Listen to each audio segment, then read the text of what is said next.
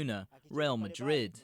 He did a great job, but we want him to do a great than that, to do great things, because he can score more. We see from the other team there, Genk, he did many things good, but we want him to do a great job in Aston Villa. Aston Villa is currently 17th in the league standings, just one position away from the relegation zone. Tanzanian football analysts believe Samatta has what it takes to help his team recover. The big thing is to keep pushing. Unfortunately, Aston Villa is in a bad place. It's in the relegation zone. So now what coaches want to see is the team move from this position to a better level. With Samatta's first goal in 2 matches, fans in Tanzania say the pressure has been lifted. They're hoping to keep seeing the young man they love become a football legend. Daniel Kijo, CGTN, Dar es Salaam. Now, the biggest football news in Nigeria this past week is the signing of former Super Eagles international striker Odion Ighalo by Manchester United. It came as a big shock to many in the country, especially in Ajegunle, a poor community in Lagos where Ighalo grew up and started playing football. CGTN's Deji Badmus brings us the story. This is where it all began for Odion Ighalo. He used to play on the sandy beach, and this whole area is known as the Maracana of Ajegunle, right in the heart of Lagos. In fact, Odion Ighalo's family home is not far away from here. Now, for most of the local boys around, this place is more or less like the theater of dream. And for Ighalo, this is where the dream to become a Manchester United player actually began. And today, that dream has become a reality. Around the community where Ighalo grew up playing football, you just can't miss images of him hanging on electric poles. It's a measure of just how popular he is here. And already, youths in the area are beginning to put on the Manchester United jersey. And guess who one of them is? Ighalo's elder brother. I was so happy, I didn't believe it. I've been trying for long to be in that club, right from childhood now, you know. She loved that club so much. From day one, my family loved that club. All the whole family loved the club so much. It's the same sentiment across the community. Everyone is excited that one of their own has joined what many of them consider the biggest football club in the world. We saw him going for trainings over here, and he said he would definitely play for Man U one day, and I think this is just a dream come true for him. Finally signed for the club of his dream, finally signed for the club of his childhood, and he's finally there. So it's a big thing for every one of us in the hood, and we're so excited about the signing, and we wish him all the best. It's a great privilege for Ajegunle as a city, as in Odion Ighalo to be in Manchester United. It's a great privilege for we in Ajegunle, and I'm very happy about it. Ighalo reportedly took a pay cut to fulfill his dream of playing for United. He has 6 months to prove doubters wrong over his ability to adapt and score goals for the team. If he doesn't succeed, it won't be for lack of trying. He's going to walk himself to the ground. He's going to run through bricks to make an impact at United. As for Ighalo's fans, including his brother, they believe he would give Manchester United the goals they so badly need. Yes, 100% faith he will score goal. More than that they do in China. So much I believe that. I believe he will score. The first match he will score goal. We all can't wait to watch Ighalo's first match for the Red Devils. And by the way, by just signing the boy from the Maracana in Ajegunle, Manchester United's fan base here will definitely hit the sky.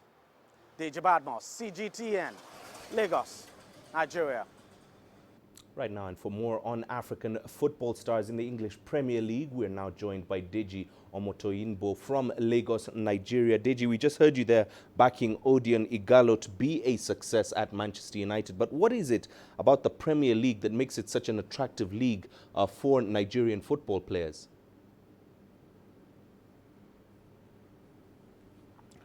Well, basically, there are historical antecedents between Nigeria and the UK. Britain colonized Nigeria, so there's a lot of historical links. There are a lot of Nigerian schools in the UK, so Premier League clubs are very, very popular here. But more importantly, it is just the biggest league in the world. It might not be the best in terms of quality. There's an argument about that. But in terms of the packaging, the branding, is the biggest league in the world.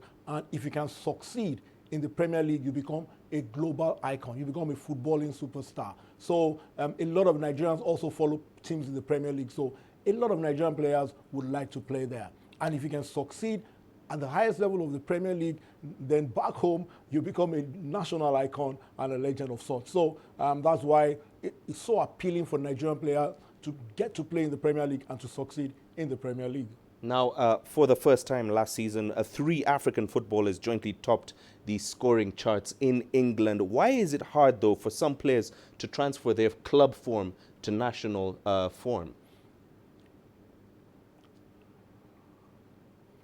Well, you have to say the quality of players they are playing with at club level, you have to say, is higher.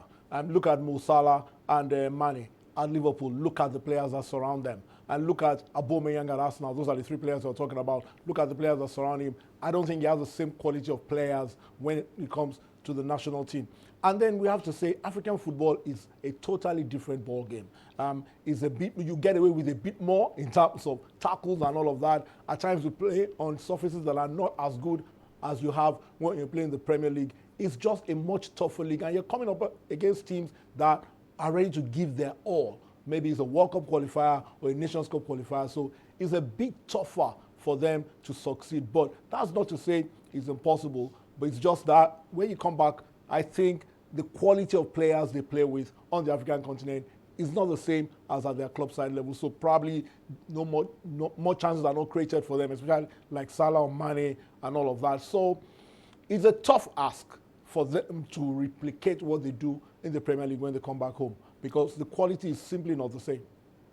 And of course, we did see fewer Premier League clubs bringing in African players this winter. Did that maybe have something to do with the switchback of the 2021 Africa Cup of Nations to January?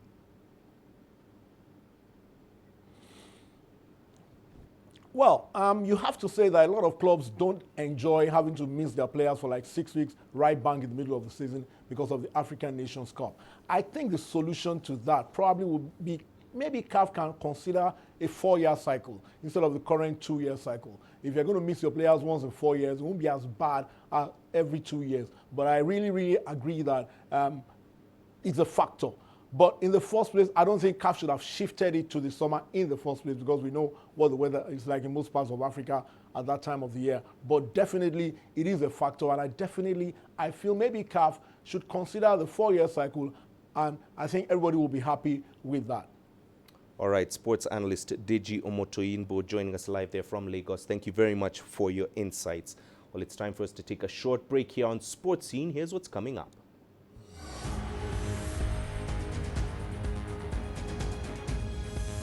Egyptian judokas target ranking dominance ahead of the Tokyo 2020 Olympic Games.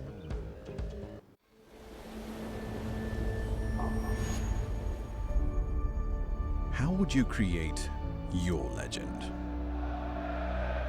On the fields, on the tracks, in the arenas of Africa. Were you born to be a player? Could this moment be yours?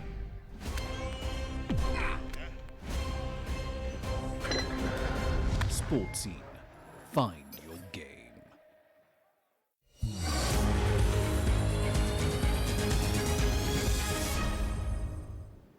Welcome back, and our focus on the African players in the English Premier League now takes us to the Rainbow Nation. Less South African footballers are making the move to the English top flight in recent years, with the latest export, Percy Tau, yet to feature for Brighton and Hove Albion.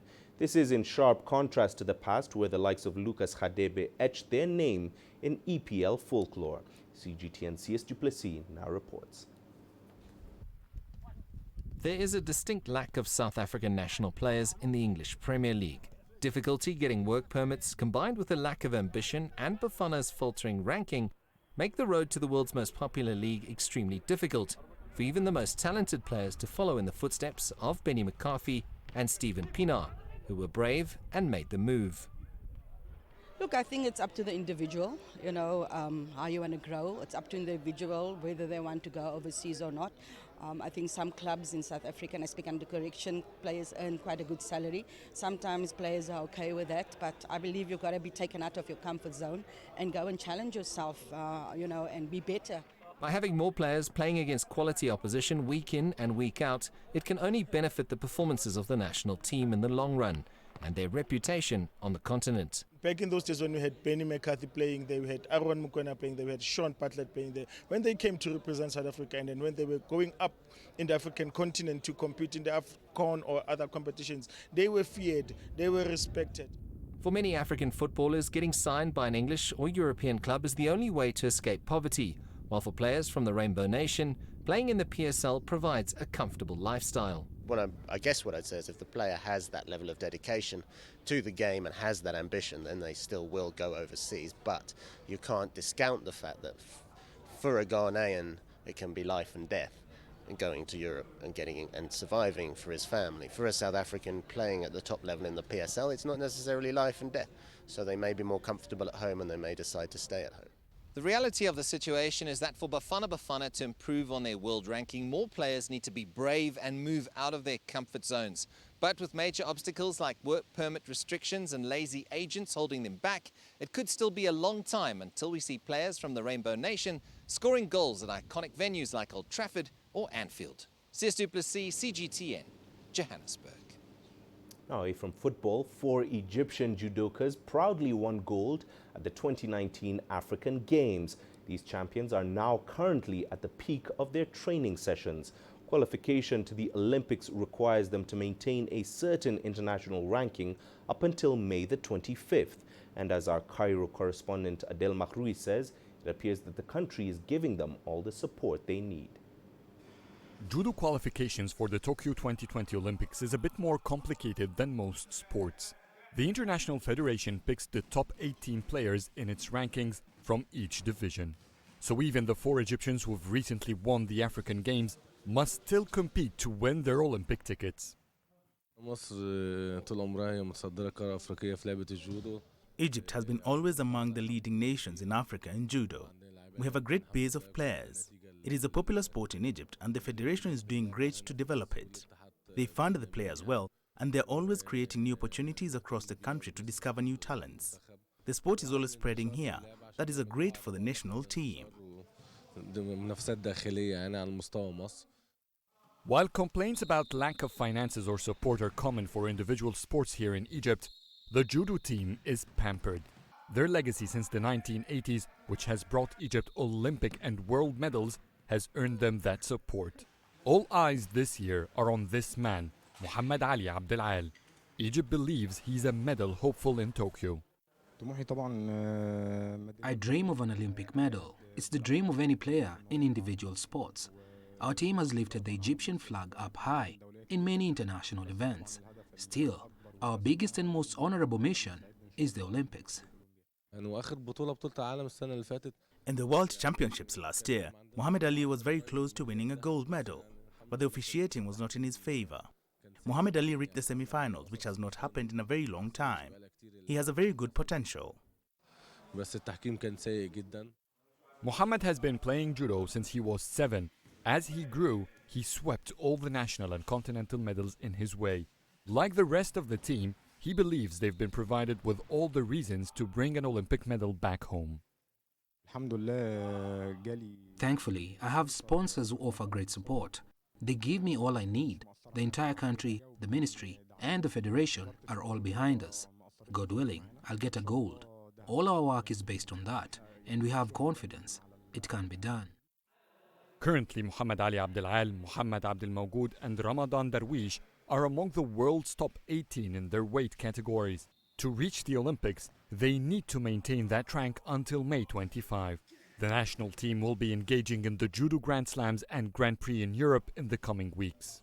At least 2 more judokas have potential to join their teammates in getting the chance to compete in Tokyo 2020. Adel Mahroui, CGTN, Cairo.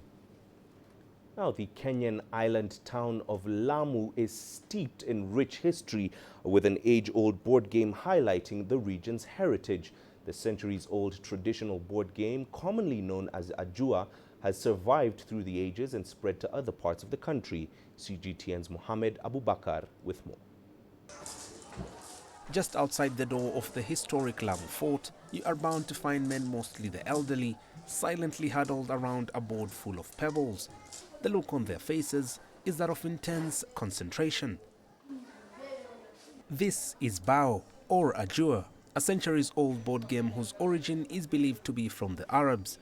There are different types of Bao, also played in various forms, but the 30-hole version is the most prevalent in Lamu. There are different types of Bao, but this is the only one that can really measure your attentiveness through calculations. This is not a modern game, it is an ancient game. When you hear about culture, this is amongst one of the cultures because our ancestors used to play, and the game did not originate in Kenya. It came from Saudi Arabia. Beyond the leisure satisfaction, the game benefits its players by keeping their minds razor sharp. First of all, it helps so much with mathematics, because while playing, you need to be able to count while being calculative with your moves.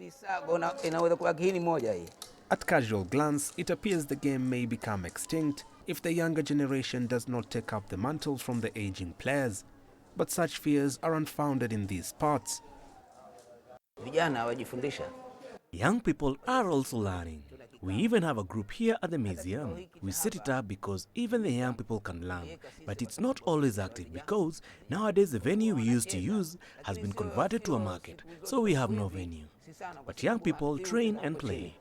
In spite of the threat from modern video gaming among the youth, Bao remains a main attraction to its devoted players, who hope it will form a part of future heritage events such as the annual Lamu Cultural Festival. Mohammed Abubakar, CGTN. And that's it for this edition of Sports Scene. Thanks for watching. Remember, you can send your feedback to the contacts on your screen right now and follow us on our digital media platforms. I'm Mahia Mutwa. Thanks for watching once again. We leave you with images from the South Tyrol Moonlight Classic ski race in Italy that takes place at night in a 30-kilometer route lit by the moon and torchlight.